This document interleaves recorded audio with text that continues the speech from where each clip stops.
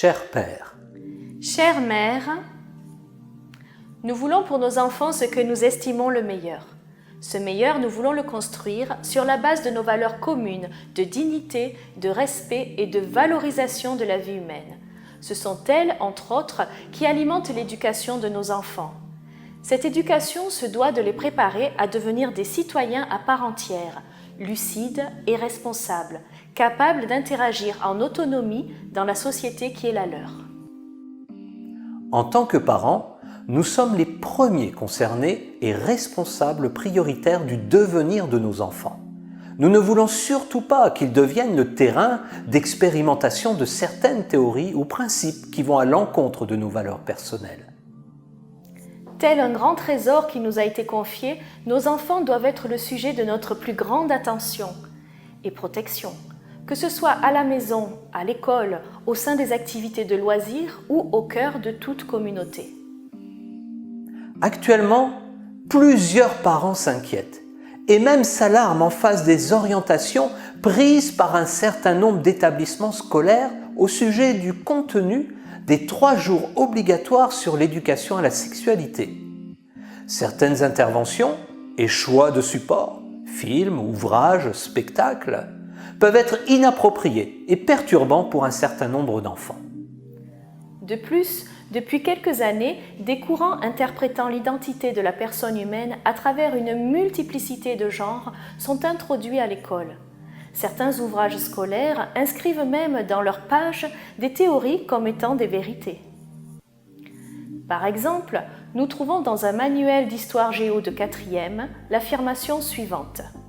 La sexualité renvoie à nos préférences et orientations amoureuses. Elle n'est pas déterminée par notre sexe, mais librement choisie. Devant ce qui est enseigné comme vérité à nos enfants, nous ne pouvons rester passifs ou fatalistes. Leur avenir et leur identité sont influencés par ce qu'ils reçoivent à l'école et dans d'autres lieux. Nous, association signataire de cette vidéo, voulons vous interpeller à prendre le temps, en tant que premier éducateur de votre enfant, de vous tenir informé au sujet du contenu des programmes que votre enfant aura à suivre au cours de son année scolaire. Vous êtes en droit d'intervenir dans un esprit constructif et paisible auprès des enseignants et chefs d'établissement, car il est inscrit dans le Code de l'éducation. Les familles sont associées à l'accomplissement de ces missions. L'État garantit le respect de la personne de l'enfant et de l'action éducative des familles. Le droit des parents à la liberté de conscience, de pensée et de religion doit être respecté par l'État, et en particulier par l'Éducation nationale, sans oublier que l'autorité parentale couvre également le domaine moral de l'éducation parentale. Pour mieux connaître vos droits en tant que parent, le CNEF a édité un livret intitulé « Libre de le dire à l'école ». Nous vous encourageons donc à vous informer sur le contenu de certains sites vers lesquels vos enfants sont orientés. Il s'agit en particulier des sites onsexprime.fr et matilda.education.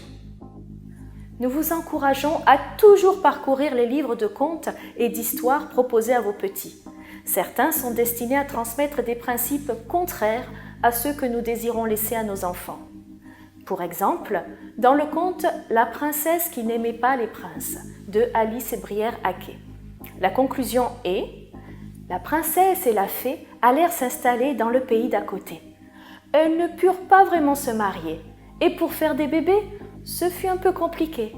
Mais toutes les deux, elles vécurent très heureuses, et c'est ainsi que doit s'achever tout véritable conte de fées. » Nous vous encourageons aussi à bien examiner les messages véhiculés par les spectacles ou films d'animation proposés à vos enfants. Nous vous encourageons, selon vos possibilités, à vous impliquer dans des associations de parents d'élèves afin de représenter les familles chrétiennes dans ces instances. Afin de ne pas rester seul dans vos démarches, vous pouvez aussi vous rapprocher et vous impliquer dans une association familiale protestante. Notre appel veut être l'écho du premier principe de la Convention des droits de l'enfant, qui est qu'en tout, l'intérêt supérieur de l'enfant doit primer. Nous vous remercions. Nous vous remercions pour votre considération devant notre interpellation, croyant que vous saurez agir au mieux pour le bien de vos enfants. Nous nous tenons à votre disposition pour toute information ou question.